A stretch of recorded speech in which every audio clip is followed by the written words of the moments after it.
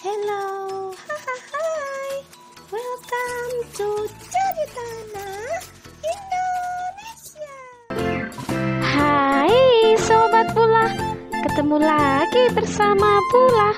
Kali ini Bula akan cerita kisah 3 pinguin.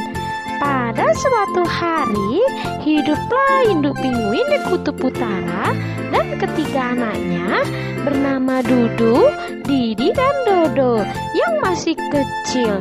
Saat musim panas, mereka bekerja sama untuk mengumpulkan makanan untuk persediaan di rumah saat musim dingin. 3 pinguin berkumpul di depan rumah untuk berdiskusi masalah tempat di mana akan mengumpulkan makanan. Dudu berkata, bagaimana kalau kita berpisah? Pasti akan lebih banyak mengumpulkan makanannya. Kemudian Didi berseru, jangan Kak, bagaimana kalau salah satu dari kita tersesat? Dodo menyetujui Didi. Akan tetapi Dudu tidak mau mendengarkan nasihat dari adik-adiknya. Ia bersikeras untuk berpencar.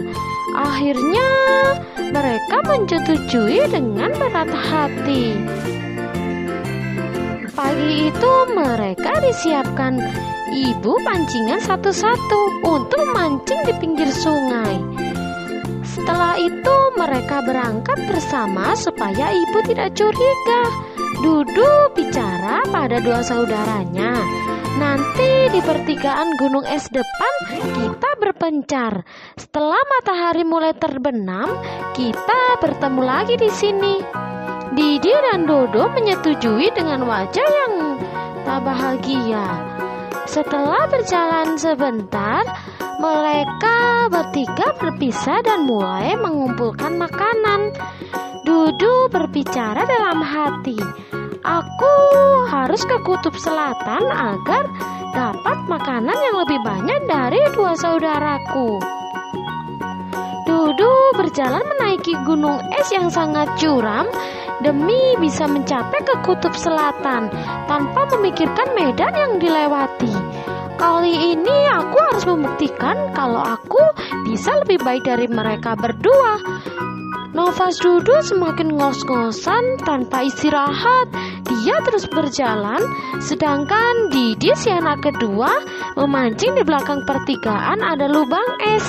Kemudian Didi menyiapkan pancingan dan siap memancing. Tidak butuh waktu lama, Didi mendapatkan ikan lalu ditaruh ke dalam ember. Begitupun seterusnya. Sementara itu si bungsu Dodo memancing dekat laut yang sangat besar.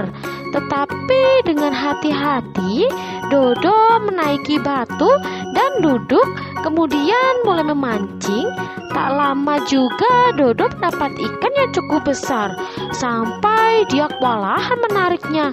Dengan usaha yang sangat kuat, akhirnya ikan bisa ditarik ke atas dan dimasukkan ke dalam ember. Sementara ibu di rumah masuk ke dalam hutan hujan dekat dengan kutub utara mencari kayu bakar untuk persediaan saat salju turun. Hari mulai sore, Dudu sudah sampai puncak dan belum sampai di kutub selatan.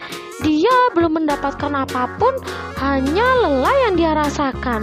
Dudu menyesal bagaimana nanti saat turun, apa bisa sebelum matahari terbit sudah sampai di pertigaan es. Dudu diam dan menangis sambil beristirahat karena kelelahan. Sementara langit mulai gelap, sementara itu juga salju pertama turun dengan sangat lebat. Langsung Dudu turun dengan buru-buru. Tiba-tiba terdengar gemuruh dari belakang. Dudu ternyata longsoran salju. Akhirnya Dudu terbawa hingga ke dasar. Dudu tidak sadarkan diri. Ketika ia terbangun, ia segera minta tolong. Tiba-tiba datang berang putih datang untuk menolong. Karena kaki Dudu mengalami luka, beruang membawa ke rumah untuk mengobati luka. Bermalam di situ karena cuaca lagi badai salju. Tenang Dudu, besok pagi akan aku antar ke rumah kamu. Baik Beruang, terima kasih.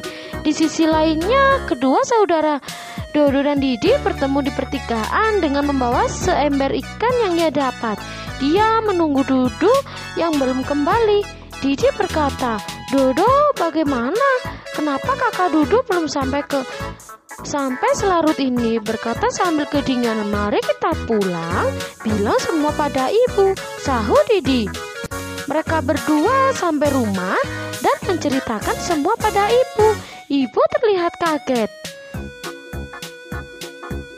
Besok kita cari Dudu bersama. Kalau saat ini tidak mungkin keluar karena sedang badai salju.